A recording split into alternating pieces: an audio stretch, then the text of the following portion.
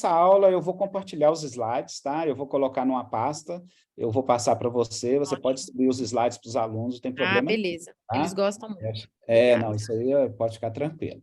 Gente, essa parte ela é muito chata, mas se vocês entendem essa parte, vocês entendem tudo que vai Dúvida? acontecer Só um nas minutinho, doenças. Gilmar, tem uma dúvida Ah, aqui. aham. Assim, atrelado a essa questão da senescência propriamente dita, a questão do exercício físico, como é que eles podem contribuir assim, para a decadência do sistema? Para piorar? Para piorar, né? Como que atividade física, exercício físico pode ser ruim, assim, pode contribuir para piorar, para acelerar o processo de senescência. A ausência. Ah, tá. Como que É, achei que você estava pensando em metabolismo acelerado.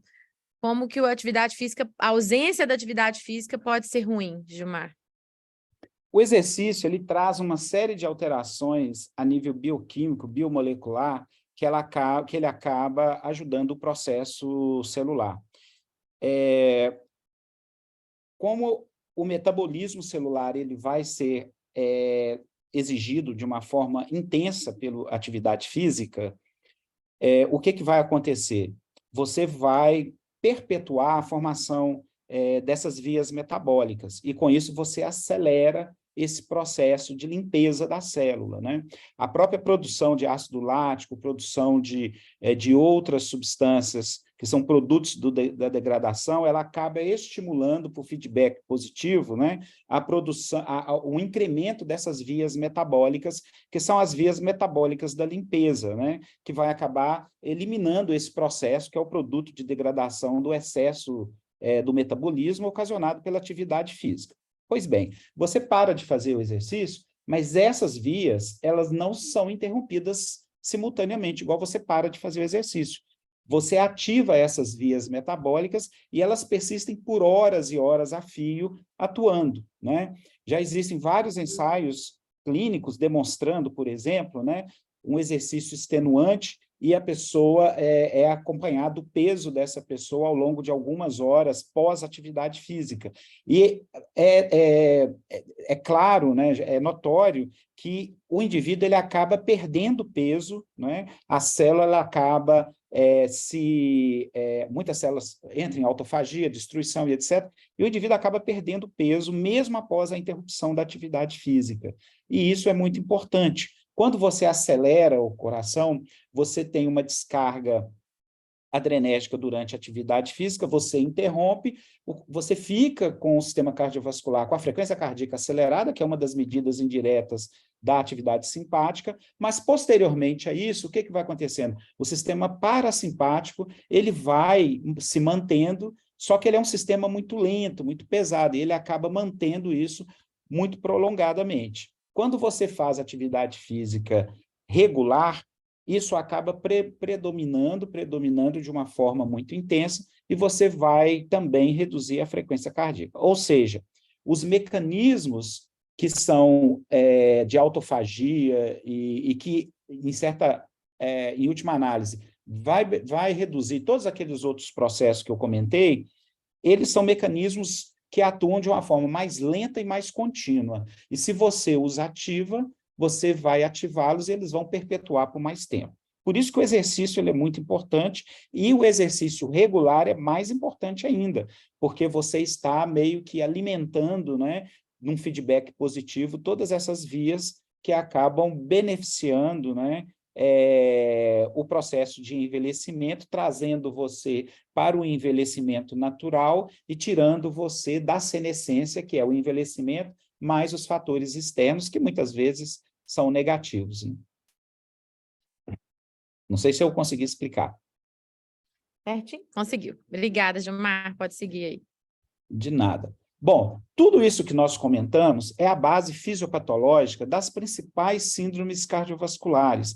E as doenças cardiovasculares, elas são muito importantes, porque hoje é a principal causa de morbimortalidade nos países ocidentais, né?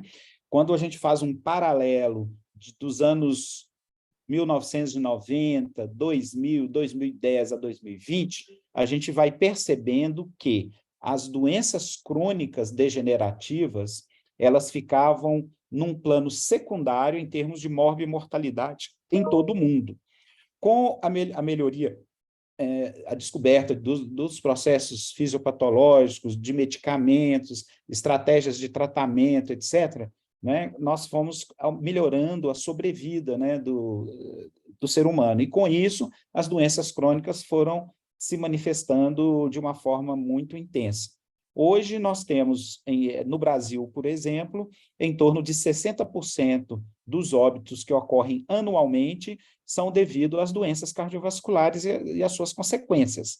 O acidente vascular encefálico, através da doença cerebrovascular aterosclerótica ou da própria consequência de uma hipertensão arterial não controlada, o infarto agudo do miocárdio e as suas consequências, e também as doenças vasculares periféricas, as cardiomiopatias, né, sejam dilatadas, seja com fração de ejeção preservada, e doenças vasculares periféricas e valvopatias, que no Brasil ainda tem uma prevalência bem maior do que outros países. Mas aqui eu vou me ater a 4 grandes síndromes cardiovasculares, e eu sempre falo com meus alunos que fazem semiologia cardiovascular comigo, que se você sabe identificar, seja na história médica, seja na evolução do paciente, né, essas 4 grandes síndromes e abordar adequadamente, você vai estar tratando seguramente bem 20% de todos os pacientes que você vai ver. Porque, só a título de curiosidade, a dor torácica, que é onde está a doença arterial coronariana, ela é responsável por 6% de todas as consultas médicas num pronto-socorro. Isso independente da especialidade. Então, o clínico que atua na emergência, ele vai ver ali provavelmente 10%, 12% das queixas relacionadas à dor torácica. Então, é preciso entender e saber o que é uma dor torácica. Agora, a cardiologia ela tem uma propriedade que, à medida que você conversa com o paciente e ele vai contando a sua história, você consegue imaginar exatamente o que está acontecendo na fisiopatologia daquela doença, né? Seja na aterosclerose, seja na doença arterial coronariana, doença cerebrovascular, doença cardíaca. Por isso que aquela parte inicial, embora ela seja chata, ela é super importante, porque ela está diretamente relacionada com muitos dos sinais e sintomas que vocês vão observar ou vão identificar através dos exames e estimar o prognóstico dos pacientes. E aí é importante porque as intervenções, elas são planejadas baseadas nisso. E é muito melhor a gente entender do que decorar as coisas. Hipertensão arterial, por exemplo. Hipertensão arterial, ela é um grande problema, né? Se você for pegar no Brasil a taxa de mortalidade no ano 2000, né, de óbito por hipertensão arterial, infarto, você vai ver que a hipertensão arterial, ela responde por 10%. E isso é muito triste. Por quê? Porque morrer de hipertensão arterial é morrer, seja devido à doença crônica renal, à insuficiência cardíaca que acontece, mas aqui esses 10% refletem aquela mortalidade decorrente direta do nível pressórico elevado, e não das consequências indiretas. E isso é muito triste, porque significa que nós estamos com pacientes com pressão não controlada, né, que fazem um pico pressórico intenso e faz uma ruptura de um vaso cerebral, levando ao acidente vascular cerebral hemorrágico, e que é catastrófico para esses pacientes. E isso é um reflexo do nível de controle de hipertensão arterial, que hoje nós sabemos que no Brasil como um todo, nós temos em torno de 80% da população brasileira não controlada, com os níveis de hipertensão arterial não controlados de forma adequada. A hipertensão arterial, ela tem uma prevalência muito elevada, independente do país que você observa. No Brasil, por exemplo, nós estimamos que a hipertensão arterial ela tem uma prevalência em torno de 32% a 35% da população. Isso tem muito a ver até com a nossa própria origem africana, em termos de dieta, de alimentação, uma vez que no Brasil consome-se sal 3 vezes mais do que nos países da América Latina, por exemplo. quem já viajou na América Latina já teve a experiência de, ao almoçar ou jantar, achar que a comida está sem tempero. Nós temos a ideia que tempero é o sal, né? Então, a primeira tendência que a gente tem é pedir sal para poder jogar sal na comida, porque a gente acha que a comida está com pouco sal. Não é que a comida está com pouco sal, é porque nós temos uma herança africana de uma dieta com excesso de sal e a gente acaba consumindo muito sal. E hoje, a principal atividade que nós, cardiologistas, fazemos dentro de um consultório é exatamente uma orientação mais acentuada para o indivíduo no que tange ao consumo de sal. Porque se eu não controlo o sal, não adianta eu ficar elevando medicamentos, porque eu vou ter uma dificuldade enorme de controle dessa hipertensão arterial. Outro ponto importante nesse gráfico também é que a hipertensão arterial, ela é tanto mais prevalente quanto maior é a idade. E isso tem a ver com aquele processo de envelhecimento que nós comentamos, né? Todas aquelas alterações, elas acabam aumentando a matriz extracelular, aumentando os hormônios de estresse, aumentando a retenção de sódio e água e gerando a hipertensão arterial.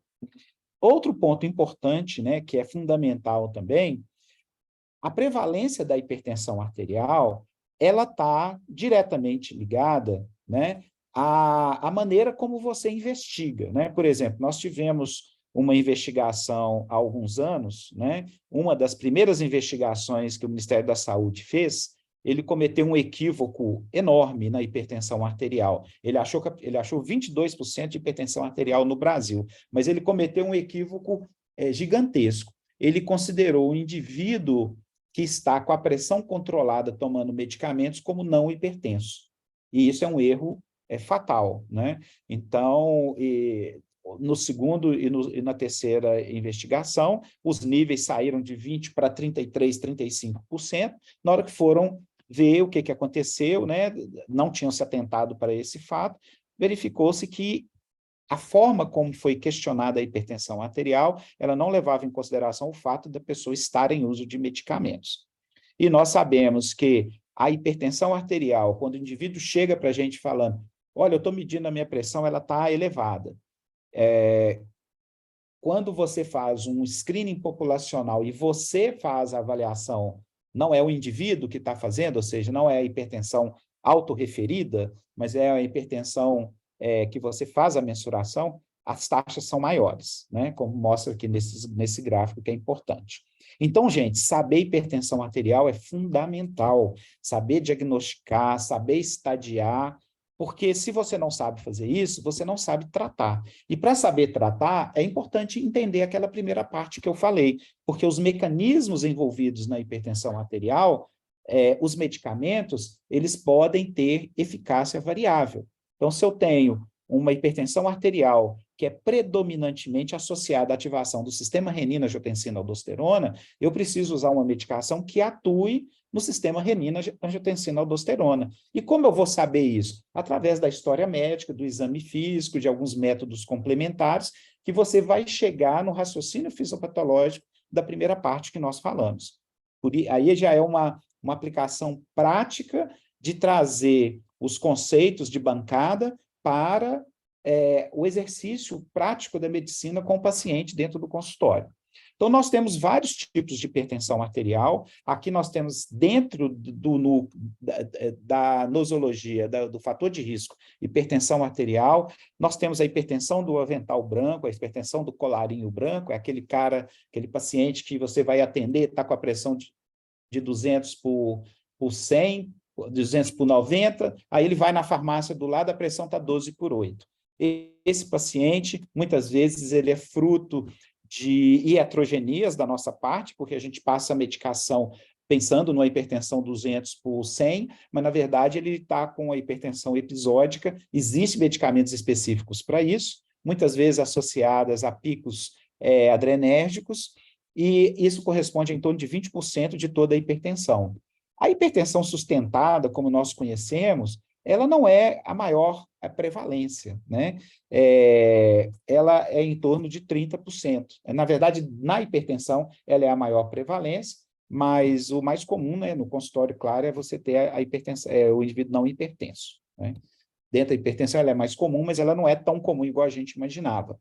E por que a gente precisa avaliar esses indivíduos? É muito importante, porque a hipertensão arterial, aqueles mecanismos biomoleculares, eles têm um componente genético importante, então é importante a gente saber se as pessoas têm uma história de hipertensão arterial na família, a questão dos próprios fatores de risco cardiovasculares e renais associados, né?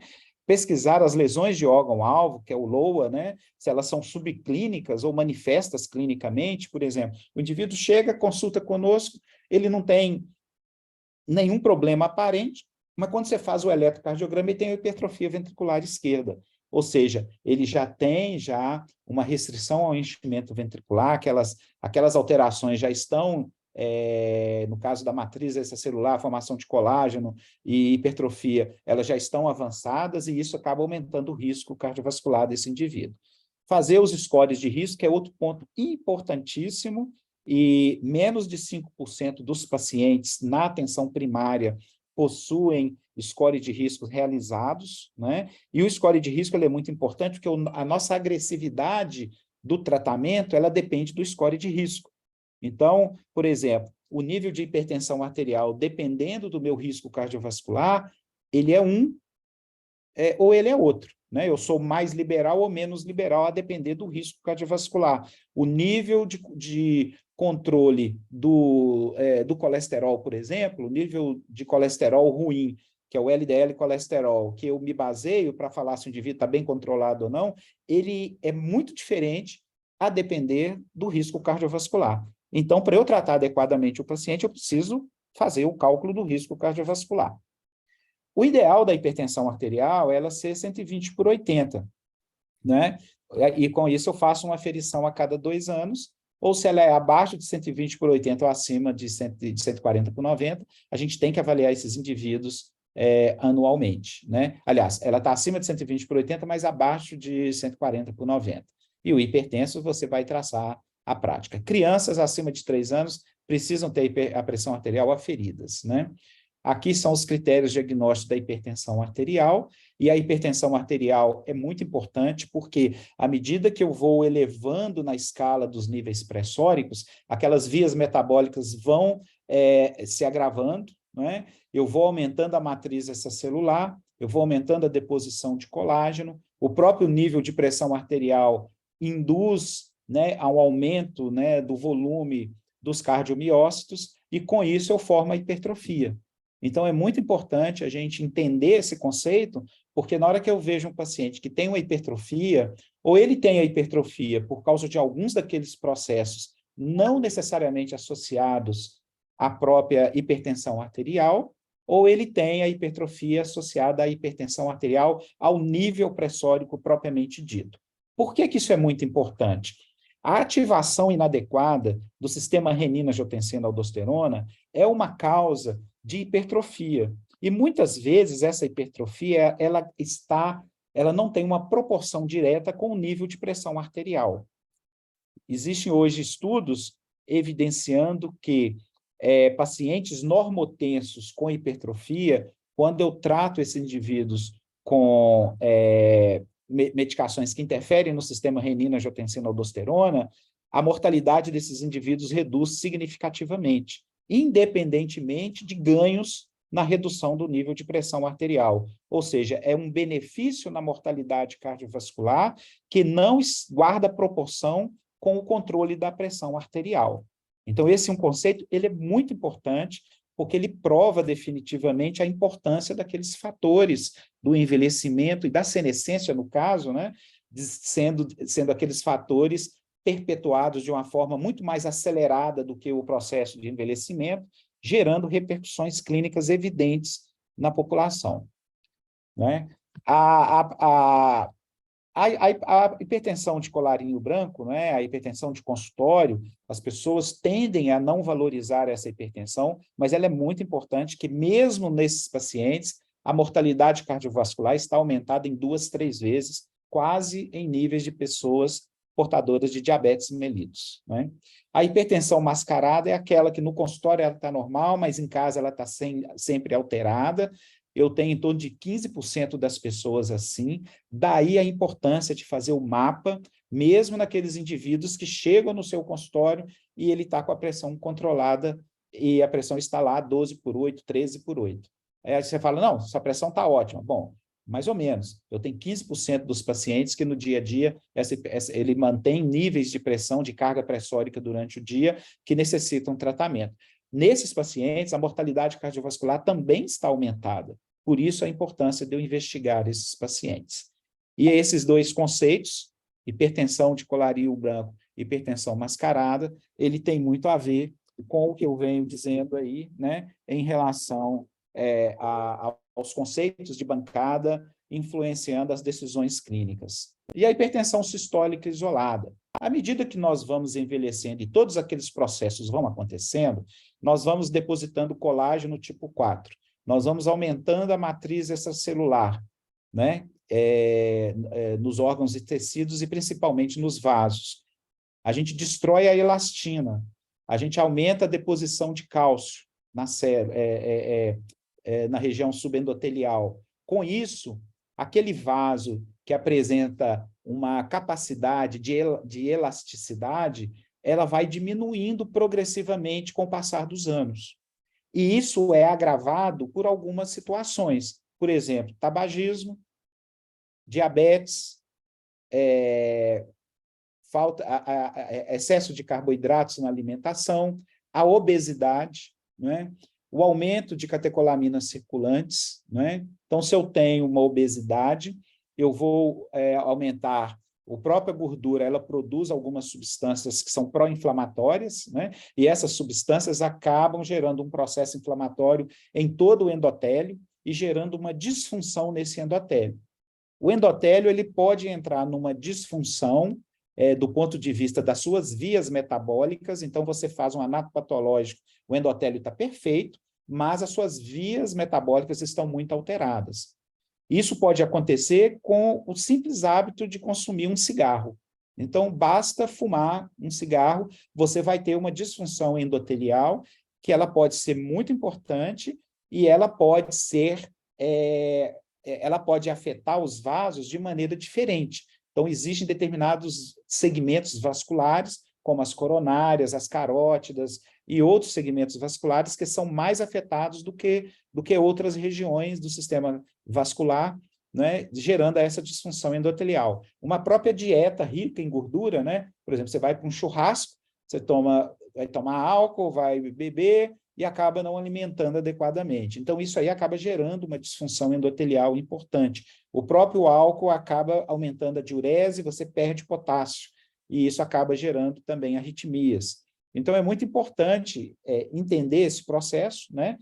E essa disfunção endotelial, com o tempo, ela pode se tornar permanente naquele segmento vascular, né? Então, ele fica ali permanente, e isso acaba influenciando com o fluxo de sangue naquele vaso, acaba desenvolvendo o processo de aterosclerose, porque se eu tenho uma disfunção endotelial, eu favoreço as substâncias pró-inflamatórias a passarem aquela região do endotélio e depositarem na região subendotelial, fazendo a estria lipídica e a aterosclerose, que a gente vai ver daqui a pouco.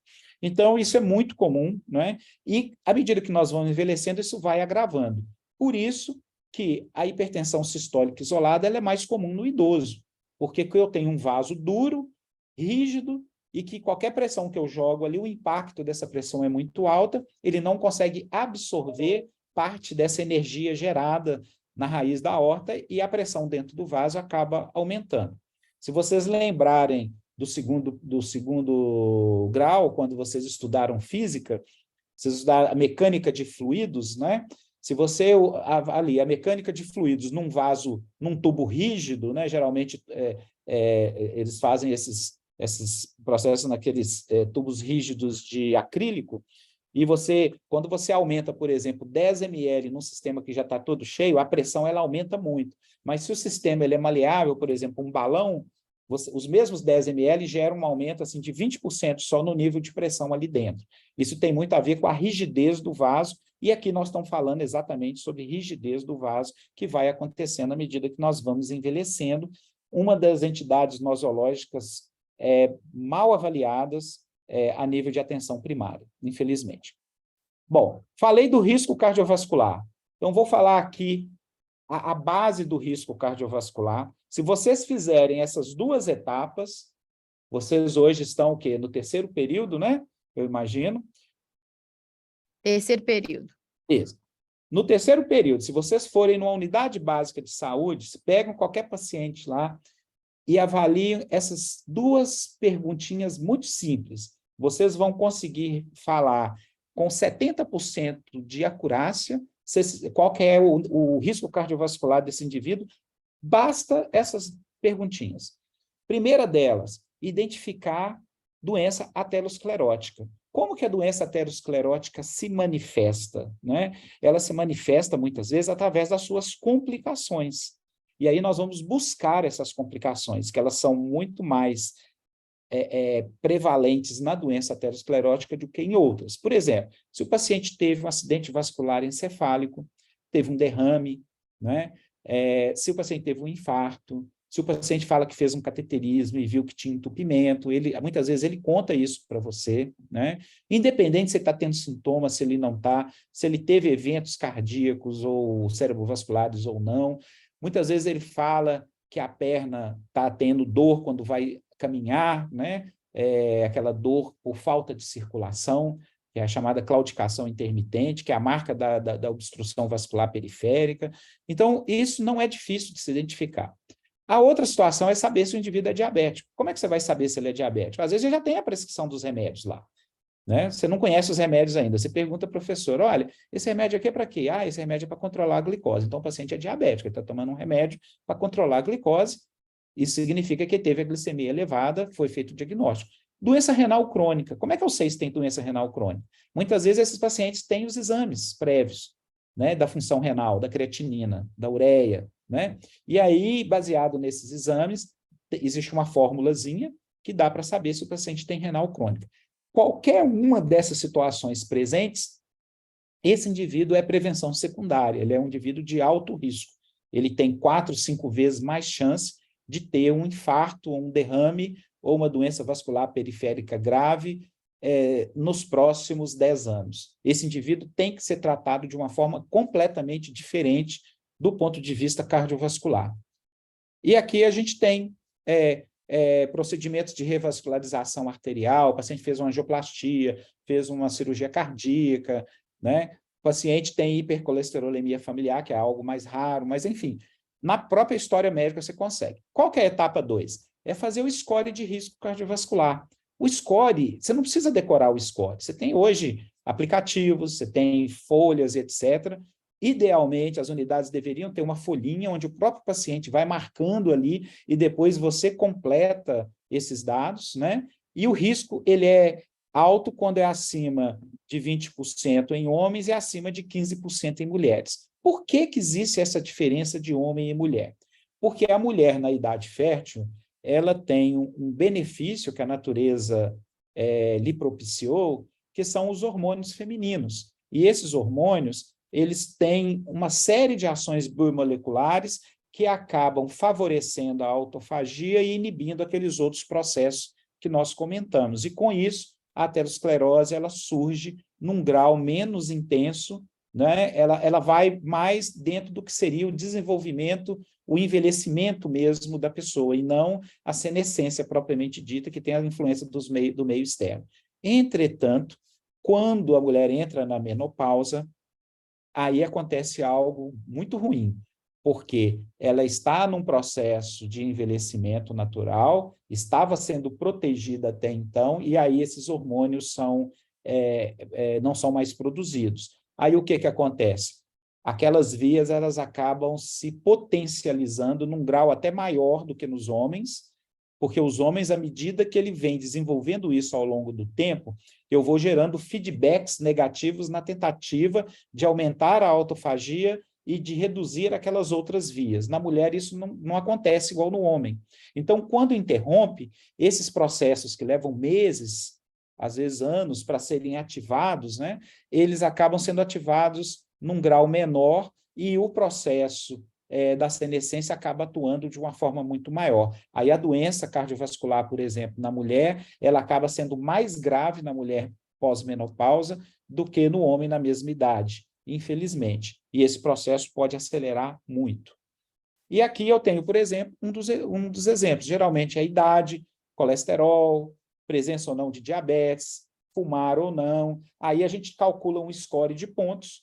Aí vamos supor lá, eu fiz aquelas perguntinhas, eu tenho lá o exame do colesterol, o exame do LL, medi a pressão arterial, aí eu pontuei aqui quais pontos que deram, eu cheguei que vi que a pessoa ela tem 10 pontos, né? Aqui no caso, o score de mulher, o score de homem ele é um pouco diferente. 10 pontos. Então, o risco de 10 anos para essa mulher ele é de 11%, considerado um risco intermediário em relação àquela outra escala que a gente viu, né? Então, isso aqui é bem simples de fazer e muito tranquilo. E hoje, a nossa avaliação da hipertensão arterial, do risco cardiovascular, ele é muito importante.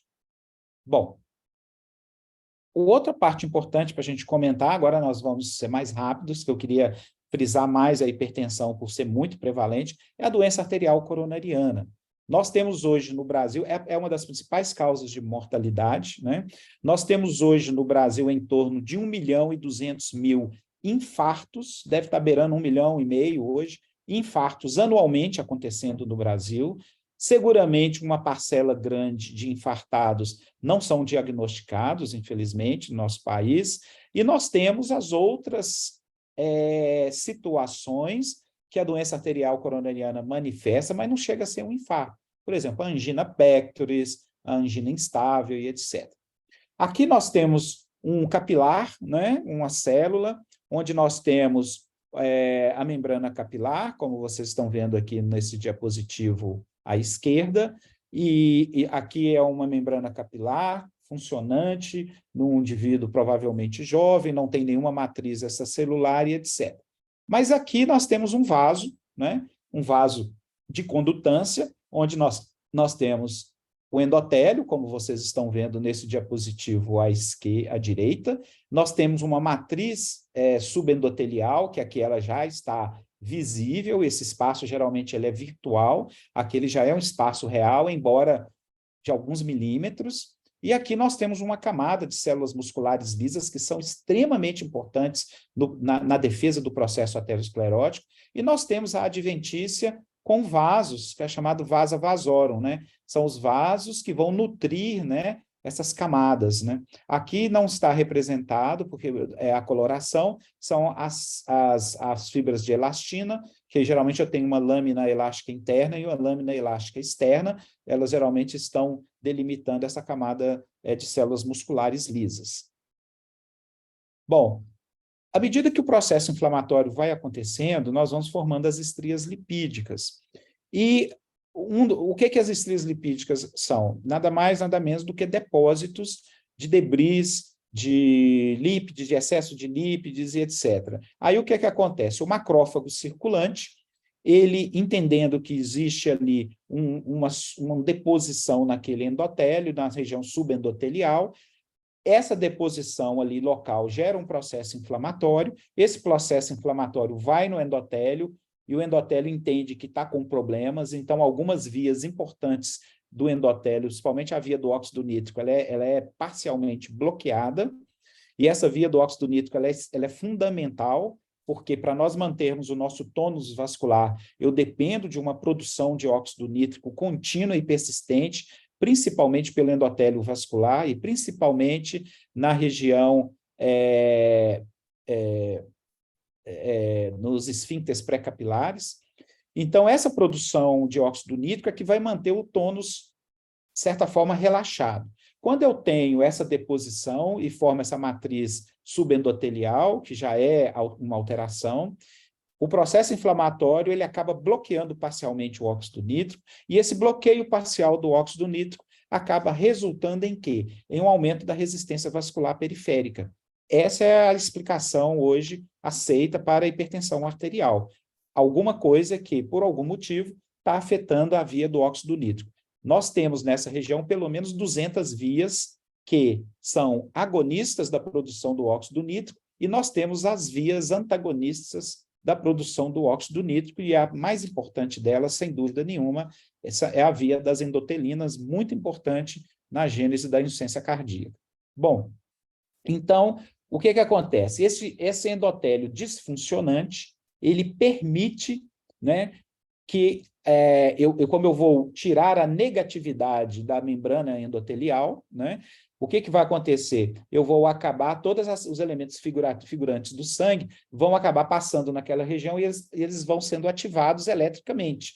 E aí isso muda a conformação da membrana desses elementos. Aí eu estou falando de plaquetas, neutrófilos, macrófagos, e eles vão aderindo ali naquele endotélio e passam por diapedese para a região subendotelial, como vocês podem ver aqui num exemplo muito bonito nessa micrografia eletrônica, do macrófago passando, né, pelos aqueles canais que existem, né, entre uma célula e outra, e entrando para a região subendotelial. E E que o imagem macrófago bonita, Gilmar. é muito legal, né? Linda. E isso é um exemplo da importância, né? E esse endotélio só deixa, exatamente, como a membrana ela é negativa, e a membrana dos elementos figurados do sangue também é negativa, isso repele e não tem a diapedese. Para que eu tenha a diapedese, eu tenho que ter essa disfunção endotelial, que ela nada mais é do que uma alteração na polaridade da membrana, né? Induzida pela mudança das reações das vias metabólicas dentro dessa célula. Com isso, eu acabo ativando os receptores das células circulantes que vão aderir lá e vão fazer a diapedese. É assim que é feito em relação... Essa é uma das explicações em relação às plaquetas também, que elas acabam aderindo aí e vão fazendo, né, quando eu tenho uma fissura, por exemplo, as plaquetas aderem, elas mudam a polaridade. Isso também é outro mecanismo importante de desenvolvimento de aterosclerose. E aqui nós temos o macrófago, ele vai englobando tudo que existe lá na matriz extracelular, né, na região subendotelial, e aí ele vai ficando todo gordinho, que é chamado as foam cells, né, que são os macrófagos cheios de gordura. E é um macrófago, ele vai morrer, né, por causa desse processo, ele vai sofrer uma autofagia, e isso vai ser acabando liberando de novo, e vai gerando esse processo, como nós podemos ver aqui, na região subendotelial, no diapositivo à direita, formando a matriz, né, o espessamento da íntima, né, e aí vai gerando até eu ter as estrias lipídicas. Esse processo, né, das estrias lipídicas, ele acaba culminando com a formação de uma placa. Quando eu tenho esse processo inflamatório, o que acontece? As células musculares lisas, elas tendem a reforçar isso aqui, porque esse processo inflamatório deixa essa parte da placa extremamente vulnerável à ruptura, né? Ela fica mais fraca, vamos dizer assim. E aí, qualquer problema, qualquer aumento da pressão que eu tenho aqui, eu posso fazer uma fissura, e se eu fizer uma fissura, eu vou estimular a formação de plaquetas e de trombo, né? E isso é muito importante, que é para selar o vaso. Só que dentro de uma coronária de 2, 3 milímetros, isso é desastroso, né? Eu acabo desenvolvendo uma angina instável ou um infarto agudo do miocárdio. Por isso que é importante a composição dessa placa, eu ter as células musculares lisas para tentar conter mesmo, né? Por força mesmo, né? De estresse físico, né? O chamado shear stress, para eu conter aqui a pressão e esse conteúdo aqui não ficar exposto ao lumen vascular. Porque se ficar exposto, fatalmente eu vou ter a formação de quê? Do trombo, não é? E aqui nós temos num diapositivo do professor Peter Libby, que ficou famoso no mundo inteiro, né? Ele mostrando isso desde as crianças, né? A adolescência, os macrófagos, formação do espessamento subintimal. Aí eu tenho os macrófagos entrando para essa região, com o tempo eu vou fazendo locais de ruptura, né? Seja por causa do processo inflamatório aqui, né? As metaloproteinases produzidas aqui nessa região acabam lesando esse endotélio aqui, expondo, fazendo uma ruptura, os elementos figurados do sangue vêm aqui, fazem um coágulo, isso às vezes é um coágulo que não oclui totalmente o vaso, mas você imagina, se eu tenho um vaso de 2, 3 milímetros, se eu, de repente, reduzo em metade o lumen dessa região, a quantidade de sangue que vai passar aqui vai diminuir muito. E isso gera a angina pectoris, gera a isquemia miocárdica, seja durante o esforço físico, no caso de uma placa coronariana limitando, seja, às vezes, desproporcional ao esforço, quando eu tenho um coágulo formando aqui, que é a angina instável, né, que é a fase mais instável da doença. E aqui eu tenho a formação do trombo, muitas vezes ele oclui totalmente esse vaso, formando um infarto agudo do miocárdio propriamente dito, né? Aqui no outro diapositivo, para entender melhor o processo inflamatório, desde a formação, a adesão, diapedese, né, que nós vimos, até a formação de vários processos inflamatórios aqui, que vai atuar nesse endotélio, lesando esse endotélio e favorecendo a exposição do conteúdo nessa região subendotelial para o lúmen vascular, o que gera a formação do coágulo dentro do vaso.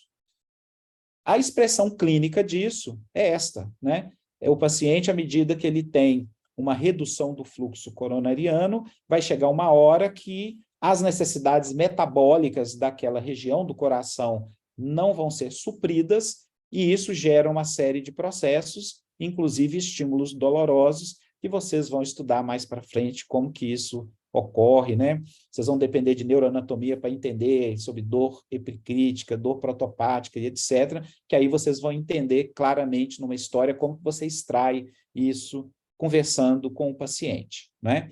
E aqui nós temos dois exemplos, né? Um de um eletro normal, que ocorre em metade das pessoas que chegam na unidade de emergência queixando de dor no peito, né? Aquela dor no peito anginosa, aí você faz o eletro é normal, o eletro normal não quer dizer que o problema não tem que o paciente não tem doença coronariana, e embaixo nós temos um eletro de um infarto agudo do miocárdio nas primeiras horas, aqui com certeza menos de 2 horas de infarto, porque nem onda Q eu tenho, e eu tenho aqui derivação D2, derivação D3 e a derivação AVF, eu tenho um supradesnível do segmento ST exuberante. Se você comparar aqui, o segmento ST está praticamente normal, olha aqui, ó, ele está tudo na mesma linha.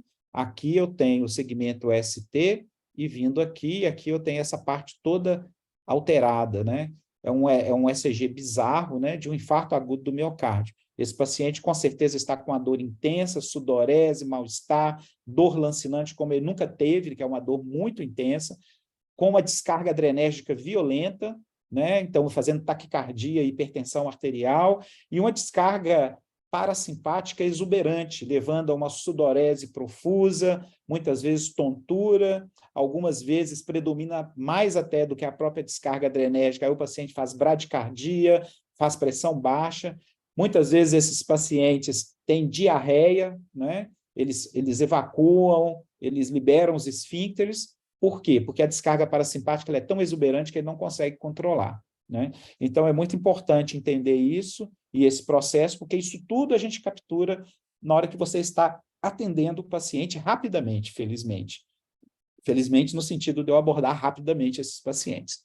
Então, a aterosclerose ela vai desde o espessamento intimal até o xantoma subintimal, né?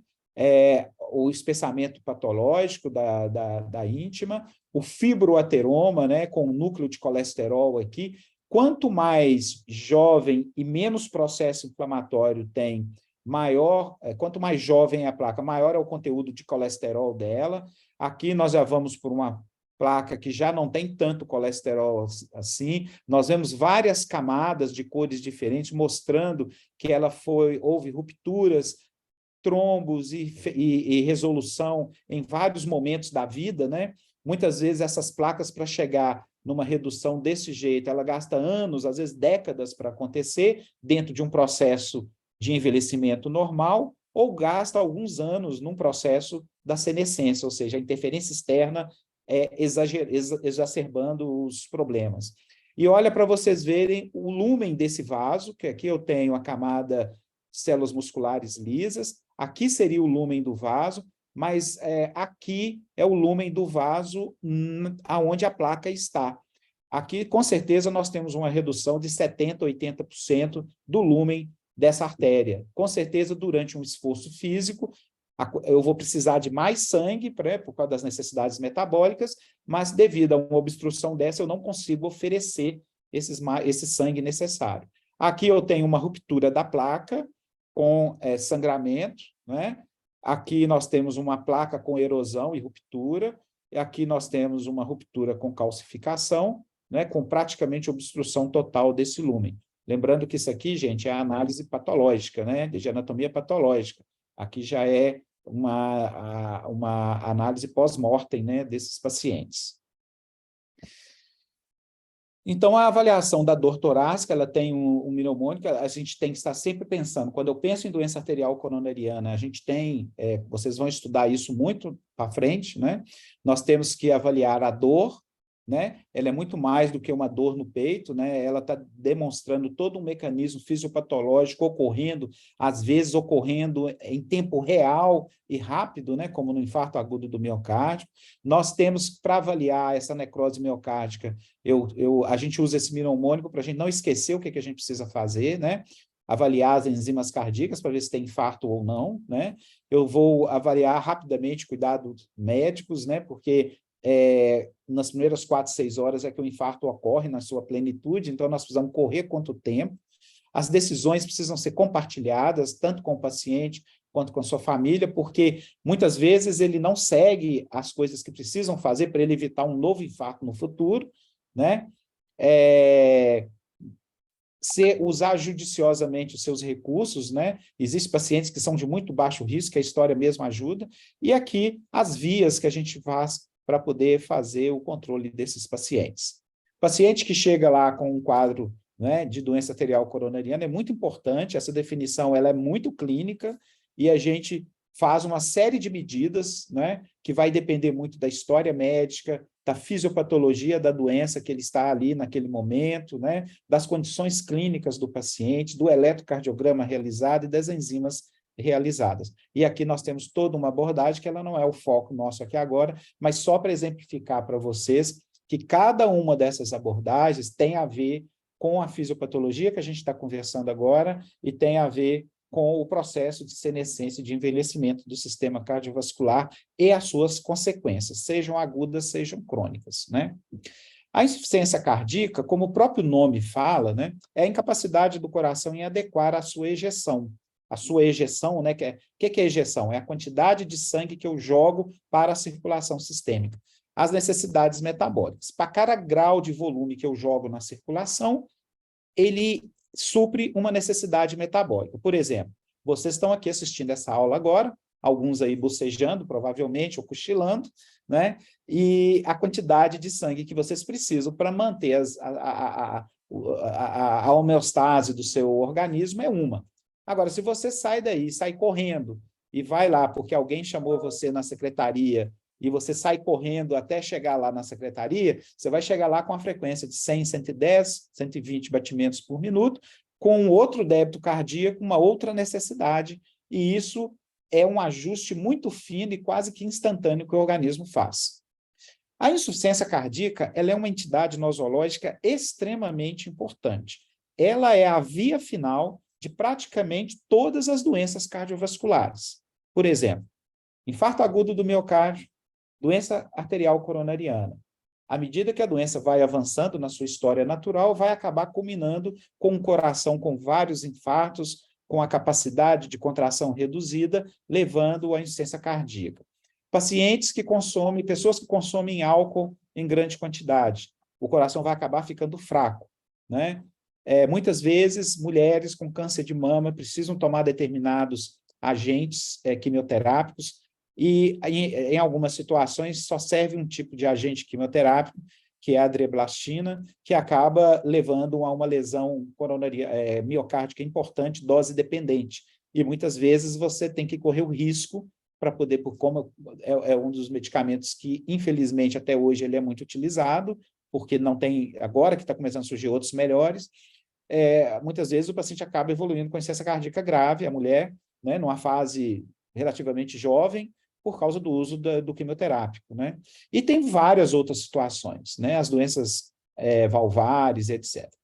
A mortalidade da insuficiência cardíaca ela é muito alta, né? E é a principal causa de hospitalização em pessoas acima de 55 anos no Brasil, é a insuficiência cardíaca. Ela está muito próxima, ela é até mais do que a própria infarto agudo do miocárdio e doenças isquêmicas do coração. Nós temos dois tipos básicos, né, de insuficiência cardíaca. Nós temos a com déficit da contração. Esse coração ele acaba por vários motivos, né? Por algum motivo aí, ele acaba não contraindo na forma adequada, e ele não contraindo em sua forma adequada, ele não consegue gerar um volume de sangue circulante necessário para as atividades. Ele acaba crescendo muito, né? A função dele diminui, ele cresce, faz uma dilatação, e as pressões diastólicas dentro do ventrículo acabam aumentando bastante. O exemplo clássico são as cardiomiopatias dilatadas, que, diga-se de passagem, a semiologia cardiovascular permite dar esse diagnóstico, insuficiência cardíaca sistólica, com depressão importante da fração de ejeção, num simples exame à beira do leite, sem nenhum método complementar. E a insuficiência cardíaca diastólica, que é em torno de 30% dos casos, está aumentando progressivamente, principalmente na população mais jovem.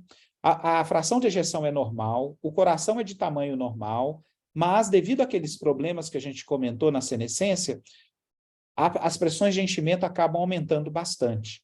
Então, nós temos a hipertensão arterial sistêmica, diabetes, isquemia miocárdica, as doenças infiltrativas miocárdicas e várias outras que vão acontecendo por aí.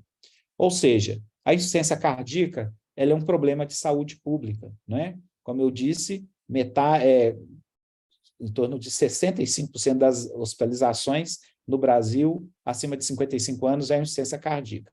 A mortalidade de um paciente com insuficiência cardíaca, ela é em torno de 30% em 5 anos. É praticamente semelhante à mortalidade de um câncer.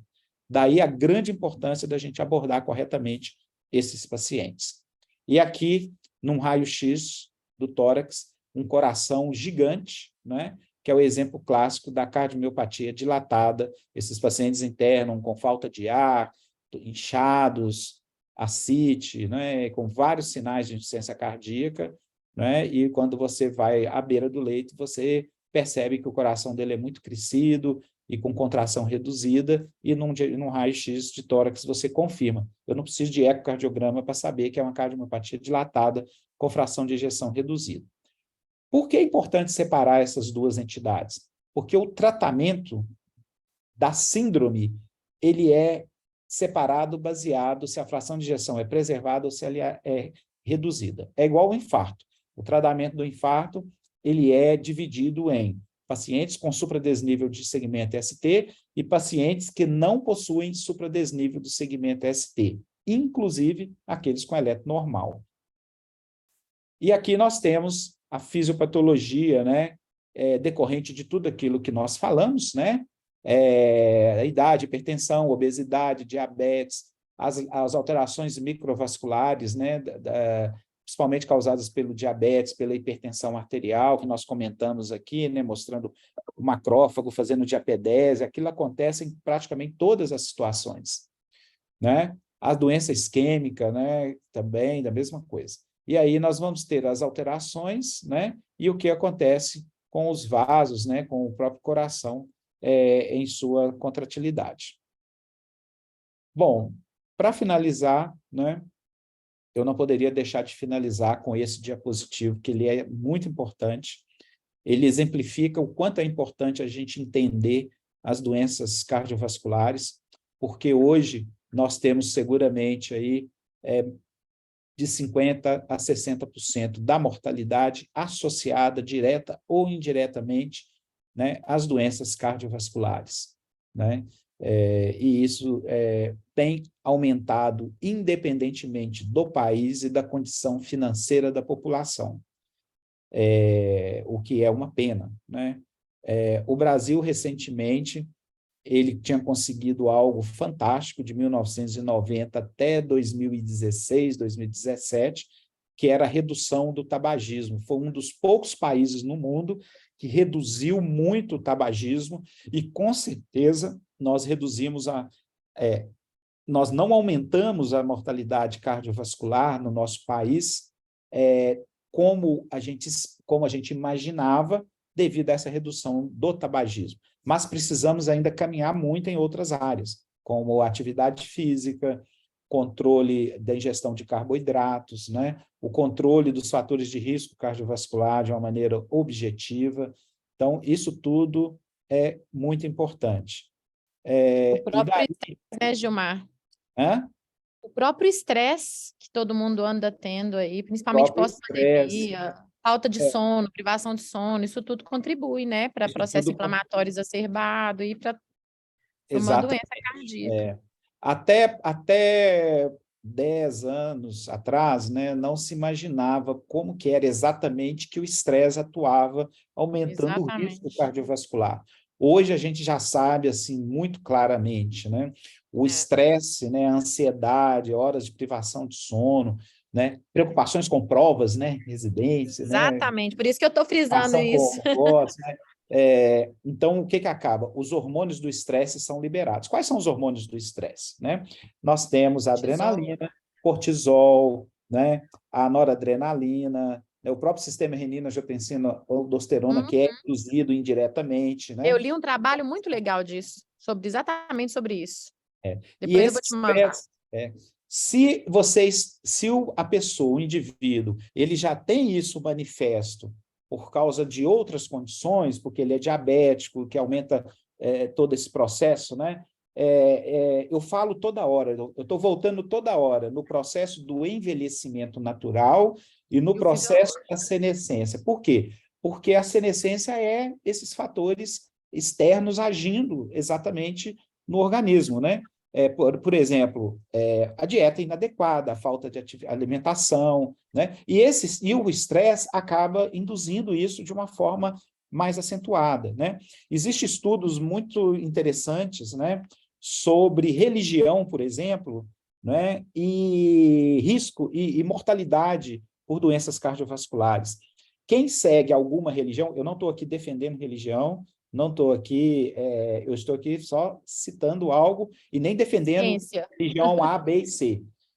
Pessoas que rezam, ou que pedem, ou que fazem uma meditação, rezam, ou fazem uma vibração para energias superiores, seja lá que nome você queira dar, né?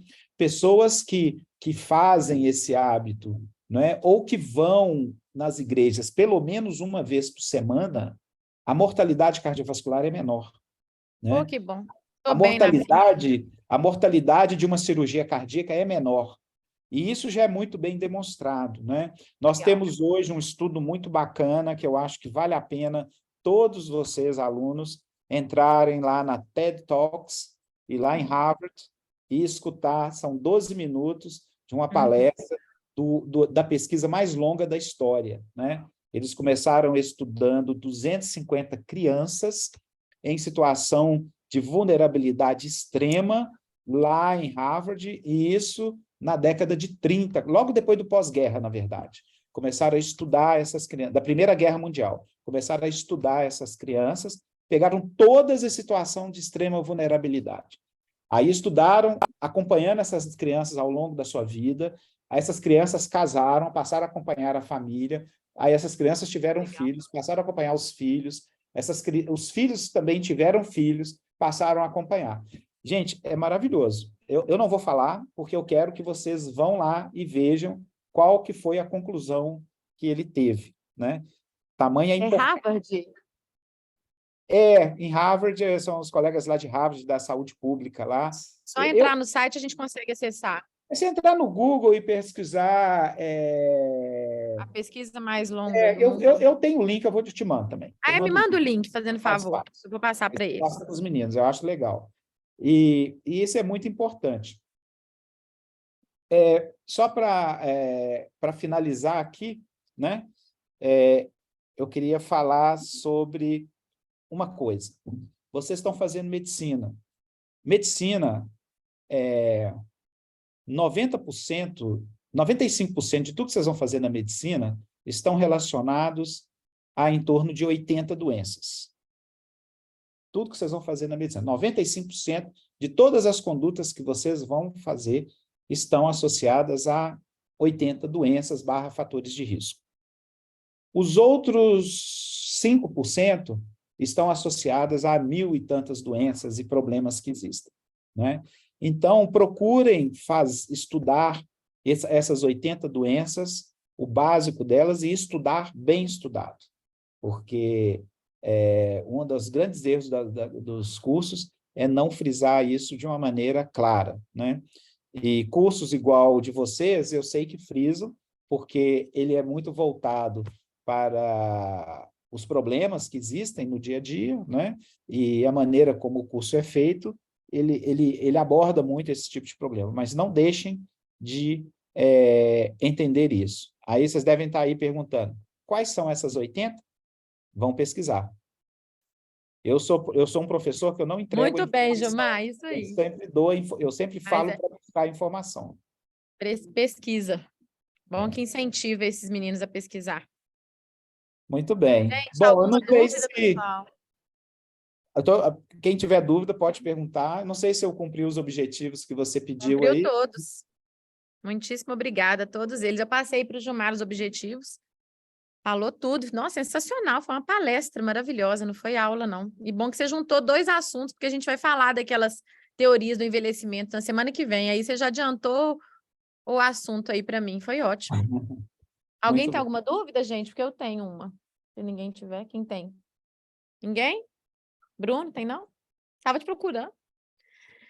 Ô, Gilmar, você poderia explicar rapidinho sobre o processo de formação do trombo lá Não o processo de formação, mas assim, porque nem toda lesão aterosclerótica vai evoluir para um trombo, não é isso? O que que leva Exatamente. mesmo, assim, à formação desse trombo?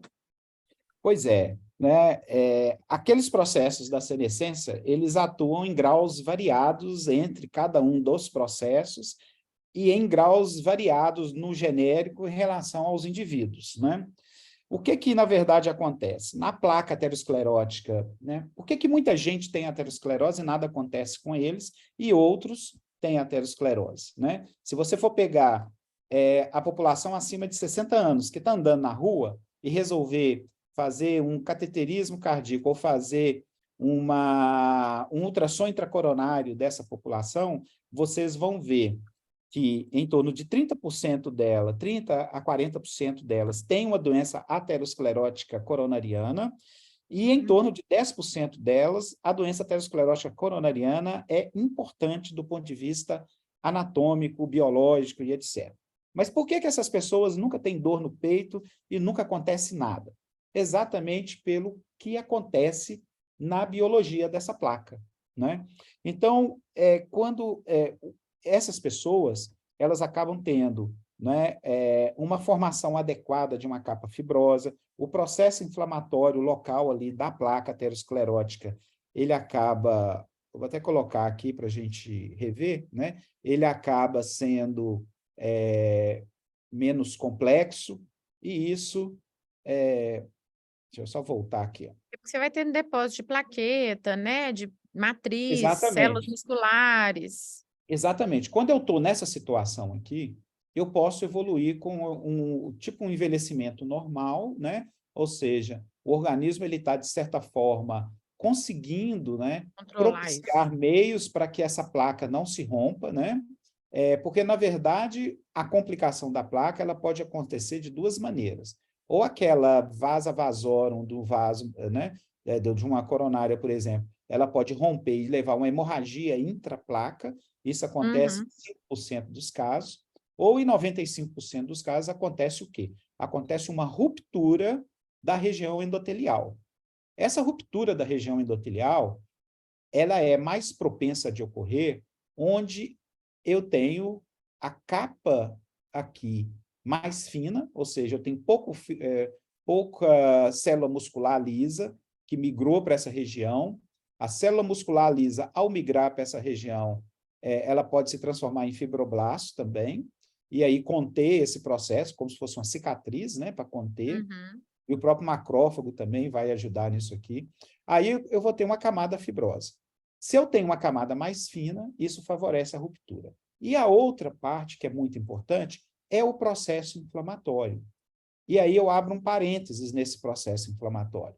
Porque, embora eu tenha uma placa e eu tenha um processo inflamatório inerente a essa placa, e aí a gente não tem como controlar muito esse processo inflamatório, quando eu estou nas bordas da placa, esse processo ele é mais exuberante, e aqui eu tenho como modular, de certa forma, esse processo inflamatório, seja através daquelas medicações que nós vimos lá, que elas acabam aumentando a autofagia, né? Aspirina, beta-bloqueador, antagonista do cálcio, tem mais alguns outros aí, né? Por isso que é muito importante essas medicações a gente utilizar, que é também um mecanismo de defesa, e evitar determinados riscos, né? Por exemplo, o tabagismo, né?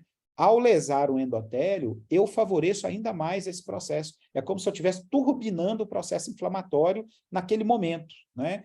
Um estresse, é como se eu estivesse turbinando o processo, uma dieta inadequada, é como se eu estivesse turbinando esse processo. Por isso que muitas pessoas têm acidentes macrovasculares algumas horas após uma alimentação, ou após uma situação onde a pessoa fumou bastante, foi numa festa, e aí a pessoa lá juntou com os amigos e fumou, Bebeu, etc. fumou. Bebeu e etc. Aí eu acabo potencializando durante algumas horas aquele processo E aí o inflamatório. trombo, ele só forma, então, depois que esse endotélio lesa, né? Isso. Aí ele forma Depois que depois vai da lá. lesão do endotélio. Só que aqui eu tenho um parênteses. Essa lesão do endotélio pode ser funcional. Dependendo do grau de comprometimento dessa placa, eu posso ter uma perda total da negatividade aqui e as plaquetas vão aderir. A plaqueta entende quando ela não tem essa negatividade da membrana, ela entende como Ela se tem que aquilo grudar. ali fosse uma região, fosse a matriz subendotelial exposta. Aí ela gruda lá. Quando eu tenho só isso, geralmente eu tenho o trombo branco e ele se resolve. Ah, Porque tá. para eu formar o trombo vermelho, geralmente a gente tem que ter algum grau de exposição, de ruptura, e essa ruptura ela precisa ser mais exuberante para que essas plaquetas, por si só, não consigam conter esse processo. Nós temos em cada placa aterosclerótica que a gente tem, né, e a placa ela não é um negócio estanque, né, ela geralmente pega um segmento grande do vaso, nós temos 6, 8 rupturas por dia, né? Só que são Nossa, micro-rupturas e que são e aí o resolvidas, organismo resolve.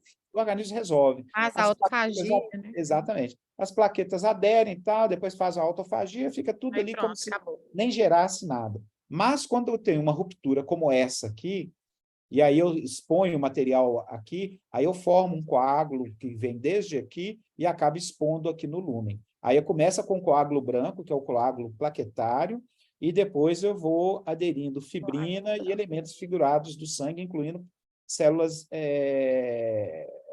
incluindo hemácias. E aí a gente Aí faz quando adere fibrina, hemácia, que ele fica vermelho, isso. né? Aí faz um coágulo vermelho, que no início ele é muito friável, ele rompe facilmente, né?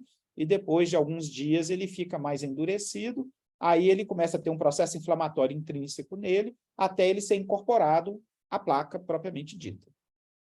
Uhum.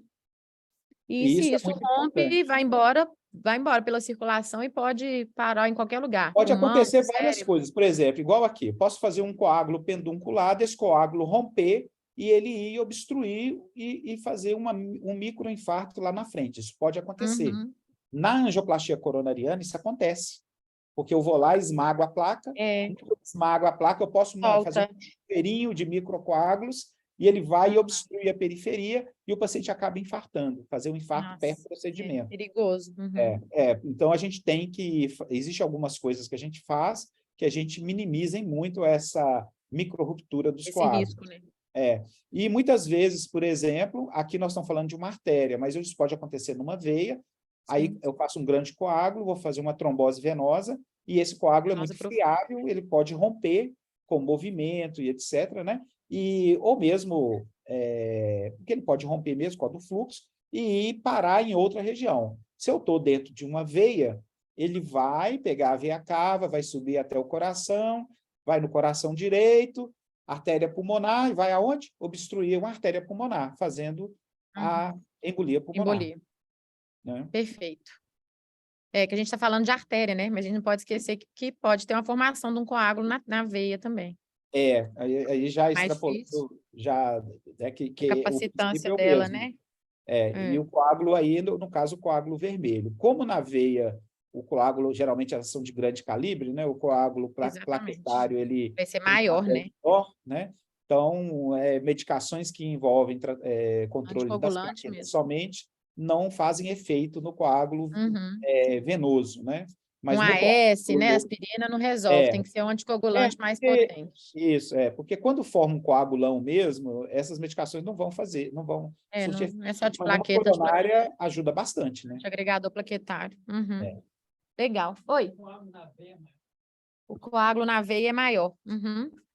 É porque a veia ela é bem maior, né? Onde O forma os tamanhozão dela, trombos, né? né? A artéria ela é menorzinha, né? O diâmetro dela, o calibre, mas a veia é grandona. Então, quando forma um coágulo ali, ele tende a ser maior. Com mais Só a elementos, título né? de, Figurados.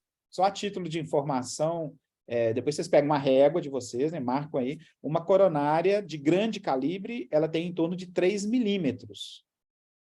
O lúmen dela, de grande calibre. 3 Falando do milímetros. lúmen, Coronária. né? Uma coronária. E uma coronária de diâmetro normal, ela tem em torno de 2 milímetros. Então, você pega aí e vê quanto que é 2 milímetros, você vê aí qual que é o diâmetro, né? É 2 muito vezes o pequenininho, raio, de né? uma coronária.